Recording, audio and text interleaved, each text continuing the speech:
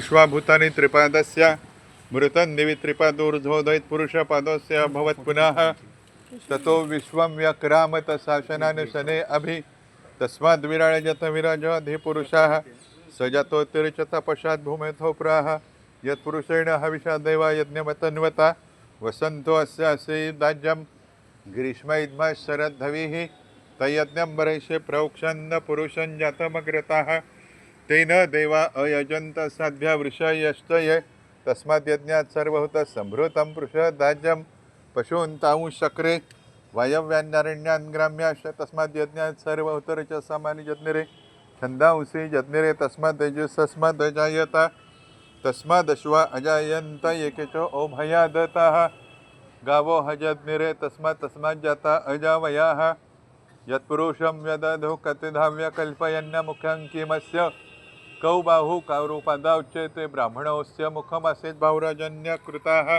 पुरुतदस्य यद्वैश पद्भ्यां शूद्रो अजायता चन्द्रमा मनसो जातश्चक्षो सूर्यो अजायता मुखादिन्द्रश्चाग्निश्च प्राणाद्वायुरजायता नाभ्यासेदन्तरिक्षं शीर्षणोदौ समवर्ततात् पद्भ्यां भूमिर्दिशा श्रोत्रा तथा लोकौ अकल्पयन्न सप्ताशासन परिधय श्रीसप्तसमेधा कृताः देवा यदा यज्ञन्तन्वाना अबध्नन्न पुरुषं पशुं यज्ञेन यज्ञमयजन्त देवासनि धर्माणि प्रथमान्यासन्नतेह नाकं महिमानस चिंत यत्र पूर्वे साध्या सन्ति देवाः. देवाची मूर्ती स्वच्छ धुवून पुसून त्या जागेवरती ठेवा.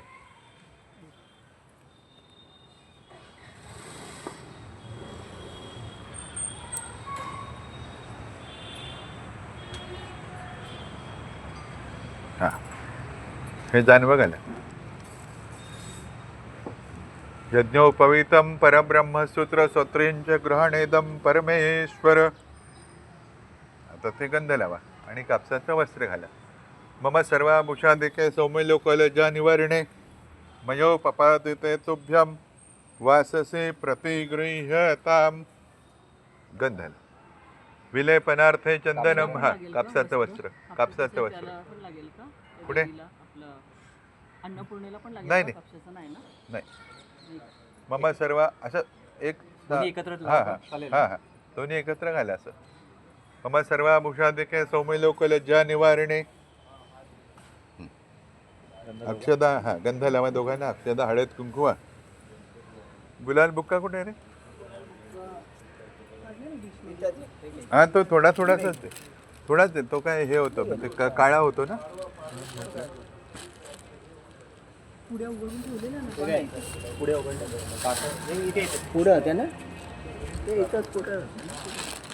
इथं आहे का बघ, खाली पडले का बघ. मग असे आठवलं काहीतरी.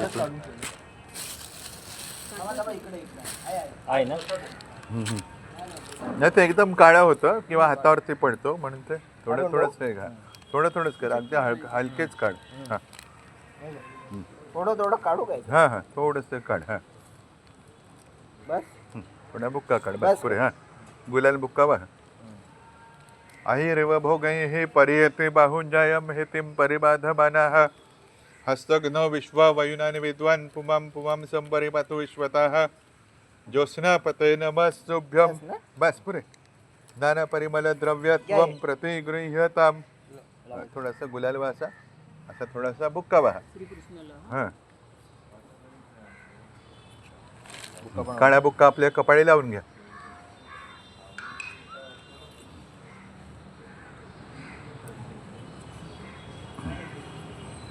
असं तुळशीचं पान गंधात बुडवून फोटोला असं चिकटवायचं. हां, आता तुळशी वा. विश्वस्मै नमः. विश्वं विष्णुर्वषट्कारो भूतभव्य भवत्प्रभुः भूतकृत भूतभृद्भावो भूतात्मा भूतभावनाशवा भूतात्मा परमात्मा च मुक्तानां परमागतिः अव्ययपुरुषः साक्षी क्षेत्रज्ञोऽक्षर एव च. हां, योगो योगविदां नेता प्रधानपुरुषेश्वरः नारसिंहो श्रीमान् केशवपुरुषोत्तमः सर्व शिवसानुर्भूतादिर्निरव्ययः संभवो भावनो भर्ता प्रभुरेश्वरः स्वयंभू शंभुरादित्य पुष्कराक्षो महास्वनः अनादिनिधनो धाता विधाता धातुरुत्तमः अप्रमेयो ऋषिकेश पद्मनाभो अमरप्रभुः विश्वकर्मा मनुस्वष्टा सविष्ठः सविरो ध्रुवः अग्राह्य शाश्वत कृष्ण लोहिताक्ष प्रतरदनः प्रभूत श्रीकुब्धाम पवित्रं मङ्गलं परमम् ईशान प्राणद प्राणो ज्येष्ठ श्रेष्ठ प्रजापतिः हिरण्यगर्भो भूगर्भो माधवो मधुसूदनः ईश्वरो विक्रमी धन्वी मेधावी विक्रमक्रमः अनुत्तमो दुराधर्ष कृतज्ञ कृतिरात्मवान् सुरेशः शरणं शर्म विश्वरेता प्रजाभवः असंवत्सरो व्यालप्रत्यय सर्वदर्शनाः अज सर्वेश्वर सिद्ध सिद्धि सर्वाधिरच्युताः वृषाकपिरमयात्म सर्वयोगः विनिसृताः वसुर्वसुमन सत्यसमात्मसंमित समः अमोघ पुण्डरीकाक्षो वृषकर्मा वृषाकृतिः रुद्रो बहुशिरा बभ्रुर् विश्वयोनि शुचिश्रवाः अमृत शाश्वत स्थाणुर्वरारोहो महातपाः सर्वग सर्वविद्भानुर्विश्वक्सेनो जनार्दनाः वेदो वेदव्यंगो वेदांगो वेदविद कविः लोकाध्यक्ष सुराध्यक्ष धर्माध्यक्ष कृताकृताः चतुरात्मा चतुर्व्यूह चतुर्द्रंष्ट्र चतुर्भुजाः भ्राजिष्णुर्भोजनं भोक्ता सहिष्णुर्जगदादिजः अनघो विजयो जेता विश्वयोनी पुनर्वसुः सोडून द्या. ओम भुर्वः स्वः. आता थोडीशी फुलं वाहा. आता सीत पुष्पसंकाशम ये त्वन्नमस्यन्ति न भयं विद्यते क्वचित् मंदारमालांकुलतिल कपालमालांकितशेखराय दिव्यांबराय दिगंबराय च नमः शिवाय च शिवतराय च नमः. घटाला हार घातलेला असा वनमाला मृदिन्यस्य सर्वदैवाभिपूजितां गदां वक्षस्थलेन चक्रम विन्यस्य पृष्ठतः. हां, शोभेला म्हणून या फुलात एक उदबत्तीची काडी घालायची आणि फुल या इथे फोटोवरती मध्यभागी व्हायचं. ते हे करा, मी काडी ते उदबत्ती हे करा. हा, उदबत्ती तोडा ना ती, त्याची काडी लावा त्या फुलात आणि ते फुल या इथे मध्यभागी फोटोच्या इथे मध्यभागी असं हे करा. फोटोच्या मध्यभागी. हा बस, बरे राहतंय का बघा. राहतं. बस बस राहील. पाण्याचा या इथे चौकोनी मंडल करा आणि नैवेद्य दाखवा. श्रेयाच्या रव्याचा महाप्रसाद. सत्यंत्वर्तेन परिशिंचती अमृता पिधानमसी. ते का प्रसाद.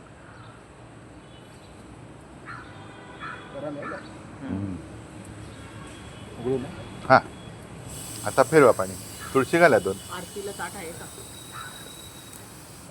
आहे ना. पहिले प्राणाय स्वाहा अमृताय स्वाहा व्यानाय स्वाहा उदानाय स्वाहा समानाय स्वाहा ब्रह्मणे स्वाहा. हात जोडायचे, नमस्कार करायचा. या विड्यावरती पाणी सोडायचं, फळावरती पाणी सोडायचं, दोन्ही नारळावरती पाणी सोडायचंय. फलार्थ बहुबीज फलम नारिकेल फलम समर्पयामी कृतपूजा संगता संसिद्ध्यर्थम हिरण्यपुष्प द्रव्यद्वारा दक्षिणां समर्पयामी. आता मी तुम्हाला कहाणी सांगतो सत्यनारायणाची. गणपतीला नमस्कार असो, सरस्वतीला नमस्कार असो, ग्रंथकर्त्या जे कोणी असतील त्यांना नमस्कार असो. एकदा नैमिषारण्यात शौनक नावांचे ऋषिमुनी राहत होते. त्याने असे प्रश्न विचारले, कोणत्या फलाने अथवा कोणत्या व्रताने किंवा कोणत्या तपश्चर्येने मनातील सर्व इच्छा परिपूर्ण होतात. त्यावरती ते सांगू लागले. पूर्वी नारदाने हाच प्रश्न भगवान महाविष्णूंना विचारला. देवर्षी नारदांनी त्याप्रमाणे सांगितले, तेच मी तुम्हाला या ठिकाणी सांगत आहे. देवर्षी नारद मुनी आकाश पाताळ इत्यादी स्वर्ग मृत्यू सर्व भ्रमण करून येत असता या पृथ्वी तलावरती आले आणि त्यांनी असे पाहिले, पुष्कळसे मनुष्य आपापल्या प्रार्थनानुसार नानाविध प्रकारच्या योनींमध्ये जन्म घेऊन नानाविध प्रकारचे दुःखे भोगीत आहेत.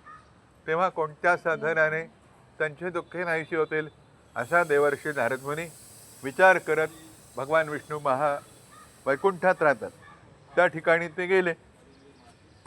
कल्पना विलास त्या ठिकाणी ते गेले आणि त्यांनी देवाला असे विचारले, हे देवा दे देवा, दृष्टवा त्वन्देव देवेश स्तोतुम समुपचक्रे नमो वाङ्मनसात रूपाय ह्यनंता शक्तये आदिमध्यांत हिनाय निर्गुणाय गुणात्मने सर्वेशामादे भुक्ता भक्तानामर्तिनाशने. देवा, कोणत्या साधनाने अथवा कोणत्या उपायाने सर्व मानवजातींची दुःखे नाहीशी होतील?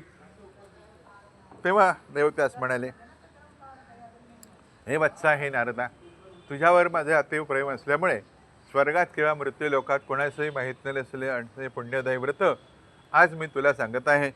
याला श्री सत्यनारायणाचे व्रत असे म्हणतात. हे व्रत सूर्यास्तानंतर 2 तासात केव्हा तरी करावे.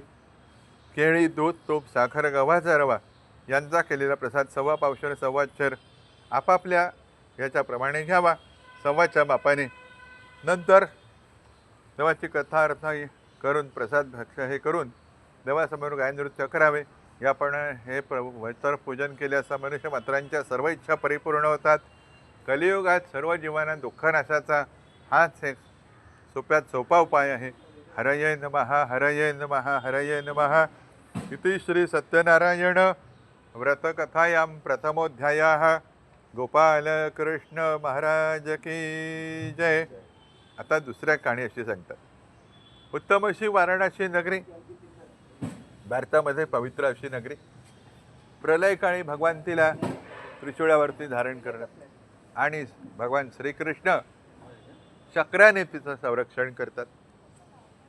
तर अशा या वाराणसी नावाच्या नगरीत एक ब्राह्मण राहतो. भिक्षा मागण्यास्तव तो त्या नगरात फिरत असे. तेव्हा भगवंताने रूप धारण केले आणि त्या ब्राह्मणाला विचारले, किम ब्रह्मसे? तर तो म्हणाला, उपाय जर का तुम्हाला माहीत असेल तर तुम्हाला अवश्य सांगा. मग त्याने त्याला सांगितले, तस्य त्वं पूजनं कुरुष्व व्रतमुत्तमं यं कृत्वा सर्वदुःखेभ्यो मुक्तो भवति मानवः. उत्तम प्रकारे सत्यनारायण पूजनाचे व्रत तुम्ही उत्तम प्रकारे करा. पूजनाचे विधान हे एक माध्यम आहे आणि सत्य अशा प्रकारे त्याला ते सांगितले. मग ते म्हणाले, त्याप्रमाणे त्याला पूजनाचे सर्व विधान सांगून भगवान अदृश्य झाले. ब्राह्मणाने दुसऱ्या दिवशी त्याला निद्रा आली नाही. त्यान संध्या गायत्री मंत्र आटपून तो गावात भिक्षेसाठी गेला. त्या दिवशी त्याला पुष्कळ भिक्षा मिळाली. मग त्याने त्या भिक्षेच्या साहित्यामध्ये जे सर्व काही साहित्य असेल ते सर्व जमा करून भगवान सत्यनारायणाचे व्रतपूजन केले. त्यामुळे हा ब्राह्मण दुःख दारिद्र्यातून मुक्त झाला. नको नाही बसवत नाही मला, भोग सरते शेवटी वैकुंठात जाता झाला. अशाप्रमाणे तो हे पूजन करीत असताना तेथे एक मोळेविका त्या ठिकाणी आला. मोळेविकाने ते व्रत चालले असे पाहून प्रसाद भक्षण करून मोळे विकण्यासाठी धनिक लोक ज्या ठिकाणी राहतात त्या ठिकाणी गेला. त्या दिवशी त्याला पुष्कळ द्रव्य मिळाले. मग त्याने सर्व साहित्य जमा करून आपल्या मुलाबाळांच्या समेत भगवान सत्यनारायणाचे व्रतपूजन केले. त्यामुळे हा मोळेविका सुद्धा धनधान्य सुतान्वित होऊन शेवटी संपत्तीने युक्त असा झाला आणि भोग सरतोय शेवटी वैकुंठात जाता झाला. इति श्री सत्यनारायण व्रतकथायां द्वितीयोध्यायः. गोपाल कृष्ण भगवान की जय. सत्यनारायण महाराज की जय. आता तिसरी कहाणी अशी सांगतात. उल्कामुख नावाचा एक राजा होऊन गेला. हा राजा जितेंद्रिय, सत्यवान, भक्तिमान असा होता. आता आजकाल जितेंद्रिय कोणी असत नाही, यजमानपणे आणि भाट जित्याहून नाही. तर असा तो राजा, त्याची बायको सुंदर वदना आणि असे ते हे होती. नंतर ते दोघे जण रेवा नदीच्या तीरावरती सत्यनारायणाचे व्रतपूजन करीत होते. तेव्हा त्या ठिकाणी एक साधू नावाचा वाणी आला. त्या साधू वाण्याने त्याला असे विचारले, हे राजन, आपण भक्तियुक्त अंतःकरणाने काय करीतात? तो म्हणाला, अरे ज्याला कशाची तुलना नाही, ज्याची कशाची बरोबर होऊ शकते, माझ्याशी नाही, तुमच्याशी नाही आणि कोणाशी नाही, अशा देवाचे मी हे पूजन करीत आहे. याच्याच कृपाप्रसादाने मला धनधान्य आदी सर्व वस्तूंचा लाभ झाला आहे. तेव्हा तो म्हणाला, तुम्ही सांगाल तसे मी पूजन करीन. मी ठरवलं आहे. काय? तुम्ही म्हणाल तसे मी पूजन करेन, तुम्ही बोलाल तेच मी बोलेन. तेव्हा तो म्हणाला आम्हाला संतती नाही. जर का या व्रतामुळे झाली तर फार कल्याण होईल. आणि मग त्याने हे व्रत आपल्या भार्येला सांगितले. दोघे जण संसारामध्ये रममाण होत असताना ती गर्भवती राहिली. 10 महिन्यांनी तिला सुंदर असे कन्यारत्न झाले. ग्रंथकर्त्यांनी 10 महिन्यांनी असे सांगितले, पण प्रस्तुत हा 10 महिन्यांनी न होता दिवस मासांनी नवमासांनी परिपूर्णता होते. ग्रंथकर्त्यांची या ठिकाणी अनावधानाने झालेली ही अपराध क्षम्यस्व परमेश्वर, अशाप्रमाणे ते पुढे नंतर तिला कन्यारत्न झाली. ती कन्या शुक्ल पक्षातील चंद्रानुसार दिवसेंदिवस वाढू लागली. तच्चेती नामकरणम म्हणून काय ठेवलेलं आहे, तिचं नामकरण झालेलं आहे, तिचं बारसं केलेलं आहे. 50-50 लोकांना बोलवून तिचं बारसं केलेलं आहे. तिचं नाव कलावती ठेवलेलं आहे. पुढे ती मुलगी गुणाने आणि वयाने मोठी होऊ लागली. गुणाने आणि वयाने मोठी होत असताना त्या साधुवाण्याने पाहिले आपले मुलगे विवाहास योग्य असे झाले आहे. त्याच्या पत्नीने त्याला आठवण केली, साधू महाराज, आता वैवाहिक कार्य होऊन आपल्याला कन्यारत्न झाले, तरी तुम्ही सत्यनारायणाचे व्रतपूजन का करीत आहे? तेव्हा तिचा तो प्रश्न ऐकताच तो म्हणाला, हे प्रिय, मुलीचे विवाहाचे वेळी सत्यनारायण करू असं मी ठरवले आहे. नंतर तो व्यापारात चतुर असणारा जावई त्याचा तो साधू आणि आपल्या मुलीचे कन्यादान वैवाहिक कार्य करून जावयासह रत्नासरपर नगरामध्ये निघून गेला. व्यापार करून काही दिवस सुखाने कालक्रमणा करीत होता. भरपूर पैसे कमवले, पण परंतु त्याला थोडीशी गची बाधा झाली. आणि मग देवाने असे ठरवले, अरे हा पैसे भरपूर कमवलेले आहेत, आता हा पुष्कळ लोकांना काय म्हणू लागलेला आहे, कसपटा समान वागवू लागलेला आहे, तुच्छ लेखू लागलेला आहे. आणि या त्याप्रमाणे तो त्यांची सगळ्यांची हे करीत आहे, अवहेलना करत आहे, निंदा करत आहे, हेटाळणी करत आहे. तो कोणत्या परिस्थितीत आहे, काय आहे हे न जाणता तो सगळ्यांना एकाच तराजूमध्ये तोलत आहे असे देवाने पाहिले. मग त्या ठिकाणी चंद्रकेतू राज्याच्या वाड्यात चोरी झाली. द्रव्य घेऊन चोर पळू लागले. पाठीमागून राजदूत आले. ते सर्व चोरीचे द्रव्य त्या चोरांनी त्या राजदूतांच्या दाराजवळ टाकून दिले. त्यांनी वाड्यांना चोर म्हणून पकडून जावयासह राजासमोर आणून उभे केले. राजानेही फारसा विचार न करता त्यांना किल्ल्यातील कारागृहामध्ये टाकले. सत्यदेवाच्या अवकृपेमुळे त्यांचे बोलणे कोणी ऐकले नाही. ताडण बंधन करून त्यांना कारागृहात टाकल्यामुळे त्यांची बायका मुले अत्यंत दयनीय अवस्थेत प्रत्येक घरोघर भिक्षा मागत फिरू लागले.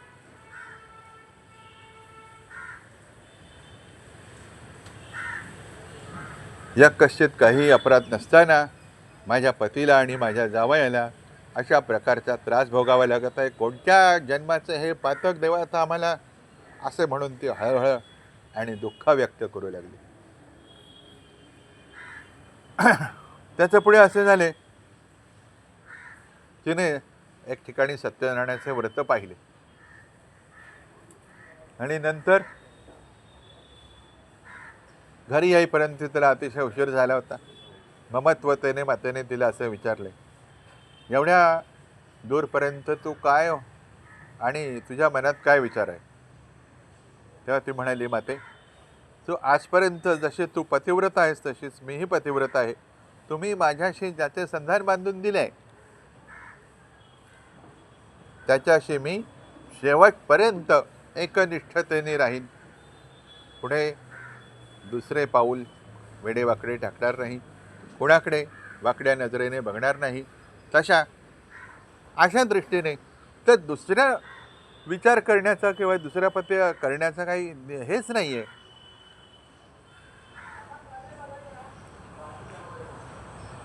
म्हणून मी तुला सांगते, सत्यनारायणाचं व्रत मी या ठिकाणी पाहिले.